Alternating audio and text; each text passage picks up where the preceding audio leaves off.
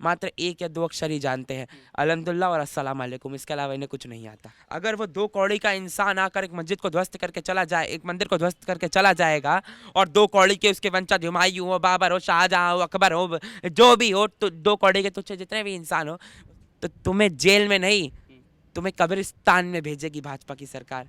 याद रखना, तुम जैसे लोगों पर और तुम जैसे लोगों पर योगी जी का बुलडोजर, क्योंकि ये मोदी जी और योगी जी की सरकार है, यहाँ पर हिंदुओं पर अत्याचार नहीं सहेगा हिंदुस्तान। नमस्कार, स्वागत है आपका एचसीएन न्यूज में। मैं हूं नीतीश पाठक। ज्ञानवापी का मुद्दा इन दिनों खूब सुर्खियों में है।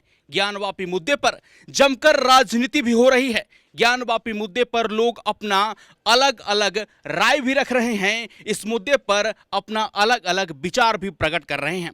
इसी मुद्दे पर हम बात करेंगे। आज मेरे साथ बातचीत करने के लिए मौजूद हैं नयन। नयन, आपका पहले एचसीएन न्यूज में बहुत बहुत स्वागत है। धन्यवाद। नयन, मेरा पहला सवाल आपसे सीधा रहेगा, ज्ञानवापी आपके हिसाब से मस्जिद है या फिर मंदिर है?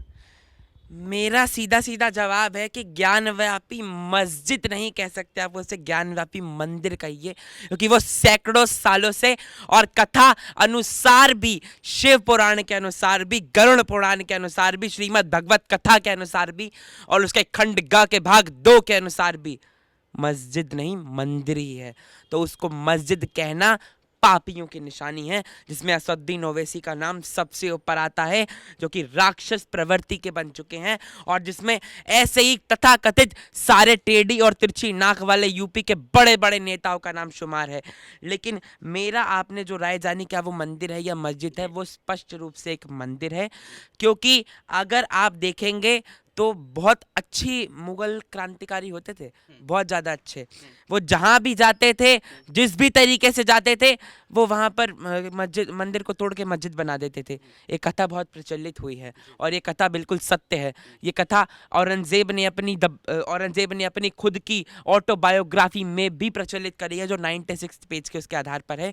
औरंगजेब की सेना ने जब शिव मंदिर को ध्वस्त करने के लिए और काशी को ध्वस्त करने के लिए उसकी सेना के साथ हमला किया, तो उसकी लड़ाई वहाँ पे काशी में किसी राजवंशी सेना के साथ नहीं हुई। उसकी लड़ाई वहाँ पे हुई वहाँ के ट्राइबल ग्रुप्स के साथ। उसकी लड़ाई वहाँ पर हुई वहाँ पर क्या कहते हैं, अघोरियों के साथ, जो महादेव की रक्षा करते थे, उनके साथ लड़ाई हुई। औरंगजेब की सेना हार गई। 3 या 6 साल बाद दोबारा औरंगजेब की सेना आई, और जब औरंगजेब की सेना ने पूरी तरीके से काशी को ध्वस्त कर दिया, उसके बाद एक क्या कहते हैं, अघोरी ने शिव जी को उठाकर, क्योंकि वो शिव जी के मंदिर को और शिवलिंग को, शिव के लिंग को, क्योंकि शिव का लिंग का अर्थात है पूरे संसार की प्रकृति का अर्थंत, उसको ध्वस्त नहीं होने देना चाहते थे।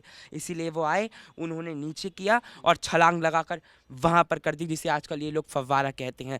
और ये कथा कथित सो कॉल्ड एजुकेटेड लोग क्या जाने, ये जामिया में पढ़े हुए लोग, ये अलीगढ़ मुस्लिम यूनिवर्सिटी में पढ़े हुए लोग मात्र एक या दो अक्षर ही जानते हैं, अल्हम्दुलिल्लाह और अस्सलाम वालेकुम, इसके अलावा इन्हें कुछ नहीं आता।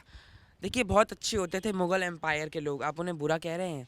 400 सालों से वहाँ शिवलिंग फव्वारे में तब्दील है। मतलब आप खुद मानिए, ताजमहल जिसे मैं तेजो महालय कहना चाहूँगा, विष्णु स्तंभ जिसे मैं इस समय, कुतुब मीनार जिसे मैं विष्णु स्तंभ कहना चाहूँगा, और जामा मस्जिद जिसे मैं भी क्या कहते हैं शिवलिंग, उसके नीचे भी शायद शिवलिंग हो सकता है, या ऐसे ही किसी देवी देवता का अंश, क्योंकि कई ऐसी सर्वेस की रिपोर्ट सामने आ रही हैं। और अब तो शायद विष्णु स्तंभ पर भी कहते हैं कोर्ट ने हार सील लगा दी और उसके आसपास सर्वे का काम चालू होने वाला है।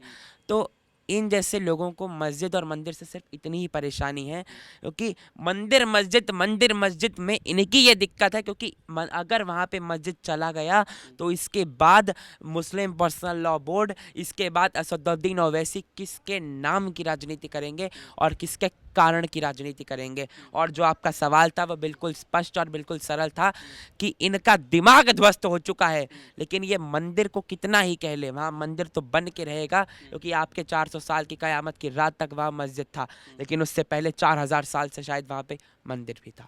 देखिए, ओवैसी साहब पहले खुद को बचाएं, और अपने भाई अकबरुद्दीन ओवैसी की ज़बान को भी थोड़ा लगाम दें। और दूसरी बात रही उनकी कि वो मस्जिद को बचाएंगे और बाबरी को खो दिया, अब इसको नहीं खो पाएंगे।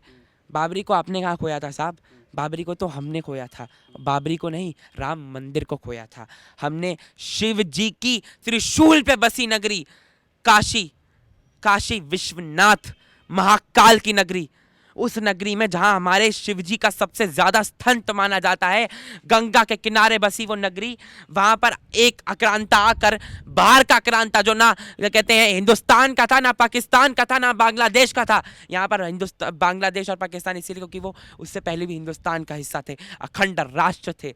जब वो पहले आए तो ना वो इसका हिस्सा था, वो तो तुर्कमेनिस्तान का था, वो तो अफगानिस्तान से आया हुआ पाकिस्तानी था, मतलब पाकिस्तानी आतंकवादी प्रवृत्ति के होते हैं ना, तो यहाँ पे मैं आक्रांताओं के लिए वही इस्तेमाल करना चाहता हूँ। वो तो वहाँ का आया हुआ था, तो वो कैसे हो सकता है?